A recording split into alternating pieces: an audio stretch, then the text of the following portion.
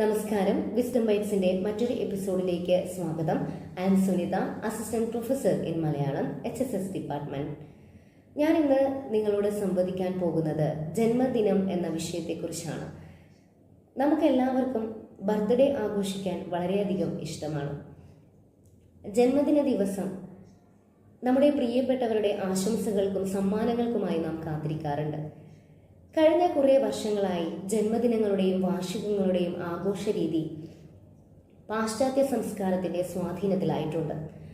ജന്മദിന കേക്കുകളിൽ ഫോട്ടോ പതിപ്പിക്കുന്നത്, മെഴുകുതിരികൾ കത്തിച്ച് അത് ഊതിക്കെടുത്തുന്നത്, കേക്ക് കട്ട് ചെയ്തതിനു ശേഷം അത് മുഖത്ത് തേക്കുന്നത്, ഇതൊക്കെ പാശ്ചാത്യ അനുകരണത്തിൽ പെടുന്നതാണ്.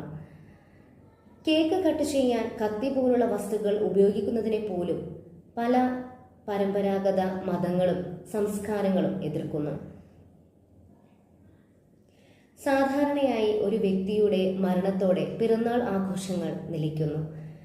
എന്നാൽ മഹാത്മാക്കളുടെയും ചില മഹത് വ്യക്തികളുടെയും മതനേതാക്കളുടെയും ഒക്കെ ജന്മദിനങ്ങൾ ഇന്നും ആഘോഷിക്കപ്പെടുന്നു.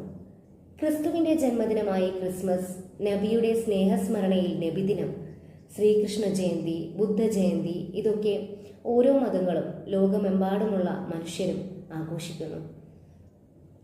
ഒക്ടോബർ 2 എന്നത് ബാപ്പുജിയുടെ ജന്മദിനമാണെന്ന് നമുക്കെല്ലാവർക്കും അറിയാം. ചാച്ചാജിയുടെ ജന്മദിനം നവംബർ 14 കുട്ടികളുടെ ദിനമായി ആഘോഷിക്കുന്നു. ഡോക്ടർ സർവേപ്പള്ളി രാധാകൃഷ്ണന്റെ ജന്മദിനമാണ് അധ്യാപക ദിനമായി നാം ആചരിക്കുന്നത്. ഈ പറഞ്ഞവരൊക്കെ ലോകത്തിനു വേണ്ടി ഒരുപാട് സംഭാവനകൾ നൽകിയിട്ടുള്ളവരാണ്.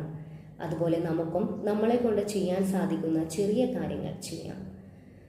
ബർത്ത്ഡേയുടെയും ആഘോഷങ്ങളുടെയും ഒക്കെ പേരിൽ ദൂർത്തടിക്കുന്ന കാശുകൊണ്ട് അനാഥാലയങ്ങളിലും വൃദ്ധസദനങ്ങളിലും ആരോരുമില്ലാതെ ജീവിക്കുന്ന മനുഷ്യർക്ക് ഒരു നേരത്തെ ഭക്ഷണം വാങ്ങിക്കൊടുക്കാൻ സാധിക്കുകയാണെങ്കിൽ അതുതന്നെയായിരിക്കും നമ്മളുടെ ആ നല്ല ദിവസത്തെ ഏറ്റവും മൂല്യമുള്ളതാക്കുന്നത്.